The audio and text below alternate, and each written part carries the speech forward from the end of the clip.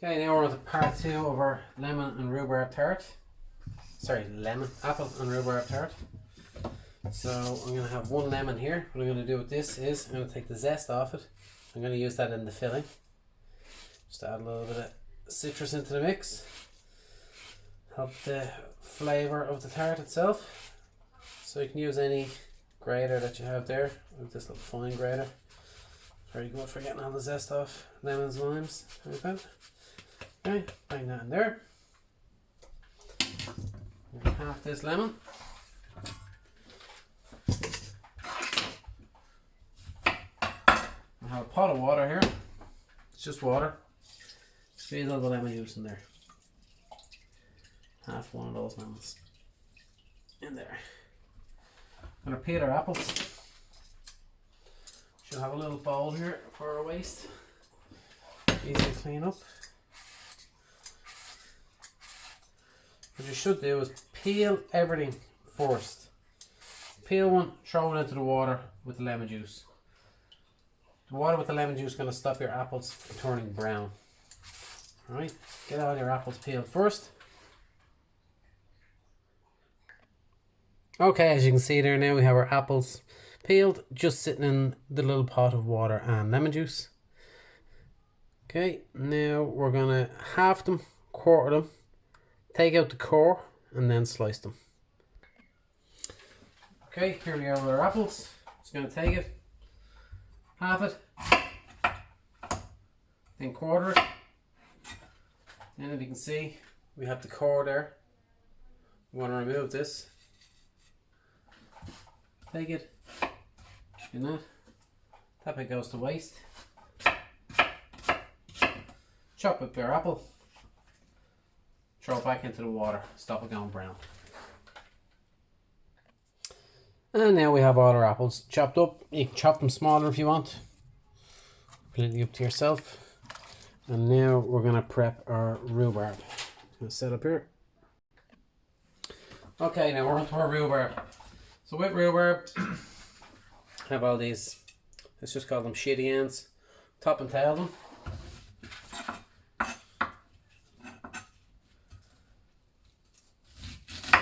Keep as much of the rhubarb as you can. Don't waste too much. Snap them off, flip them over. Again, just get everything straight there. Now, all that into waste. And now just for ease of handling them, I'm just going to chop them in half, like so.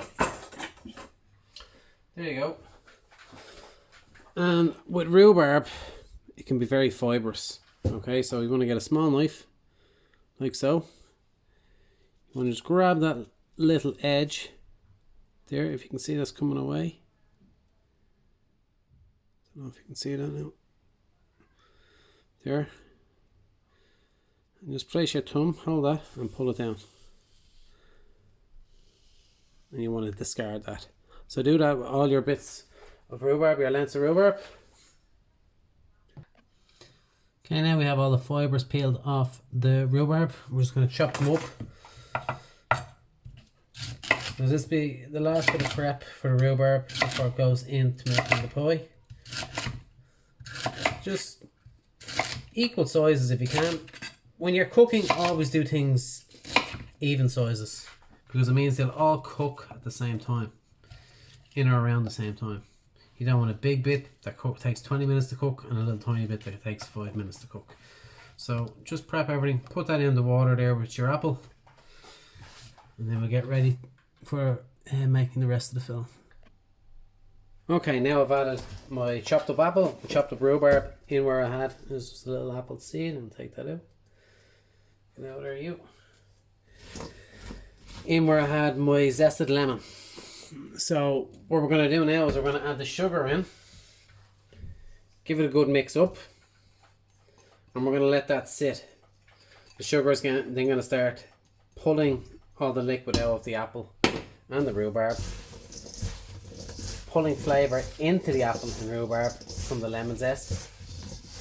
I'm just going to let that sit for maybe 10-15 minutes, and we'll start getting our pastry ready for our tart. Get our tart case ready. Now, just give it a good mix. We stop it there. Okay, so now I have the pastry tart ready. I'm using a little bit of butter just to stop your pastry sticking while it's cooking. We're blind baking it. So just get it like that. Rub it in and around. All around the edges. Like so.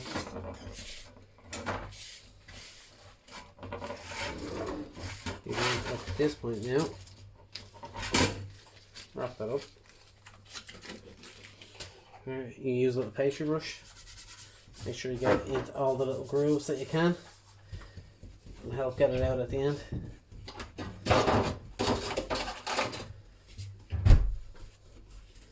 All the way around.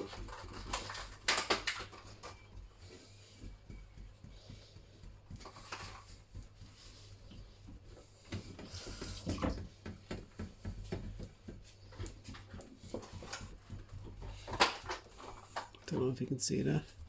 Getting right up with that pastry brush, right in and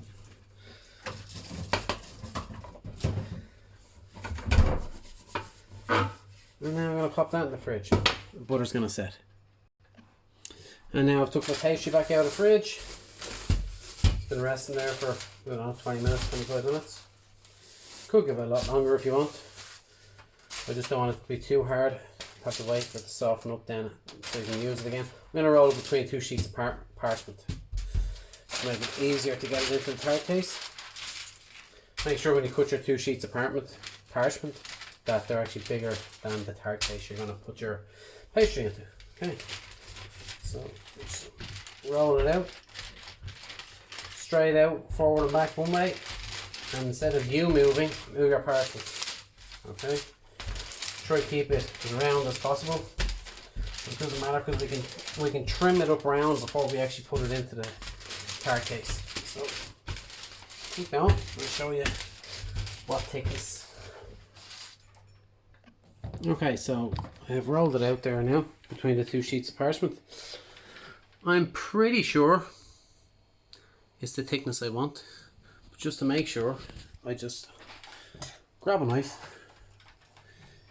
Cut around a semicircle. That will be the shape of your tart tin anyway. And around and take out that piece. Have a look. I'm pretty happy with that. And yeah, I'm just going to trim it up now. And then I'm just going to pop it back in the fridge just for 10 minutes. Because my pastry tart case wouldn't be ready yet. Okay, so I know it's the right size, it's the right thickness. I'm going to get it into this tart case now. I'm just going to dust the top of it. Just flick flour on top, like this. We're going to make sure it comes away from the paper nice and easy, doesn't tear. Get parchment back on top of that piece. Grab the 2 edges, flip it over. Wait a sec. Okay, so we know we had the top of it floured, but now it's actually the bottom of it is floured. Alright. And lightly dust the top of this now with a little bit of flour as well. So, and then we're going to roll it up and put it into the tart case.